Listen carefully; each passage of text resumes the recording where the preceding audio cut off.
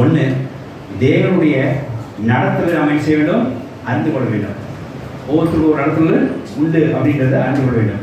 ரெண்டாவது, தேவனை நாம் நன்கு புரிந்து அவர் செயலை நாம் செய்ய வேண்டும், புரிந்து கொள்ள வேண்டும். ரெண்டாவது, தேவன் நமக்கு செய்கிற செயலை செய்ய வேண்டும், புரிந்து கொள்ள வேண்டும். மூணாவது, தேவனுக்கு இப்போ உள்ள காரிய பிரகாரம், இப்போ சொல்ற பிரகாரமாக படைச நினைக்காம செவி கொடுக்க வேண்டும். இந்த 3 காரியங்கள் இங்கே நான் பார்க்கிறோம். இப்படி இயேசுவை வாசலாக வைத்து அதுக்குள்ளே நீ பிரவேசித்து அவர் நம்ம நடத்துகிற விதமாய் அவர் செயலுக்கு நம்ம ஒப்பு கொடுத்து அவர் நம்ம நடத்துறதுக்கு நம்ம ஒப்பு கொடுத்து அவர் சொல்ற விதமாக நம்ம செவி கொடுப்போமானால் கர்த்தர் தேசத்திலே நம்மளை மேன்மையாக வைத்து பாலும் தேடி புசிக்கத்தக்கதாக ஆசீர்வாதத்தை கொடுத்து நம்ம ஆசீர்வதிப்பாராக. ஆமென். ஹல்லேலூயா. இப்போ இயேசுவை நீ வாசலாக வைத்து அவர் நல்ல மேய்ப்பனாக வைத்து நீங்கள் அது ஆடுகளாக இருந்து அதுக்குள்ளே நீங்கள் பிரவேசித்தால் அங்கே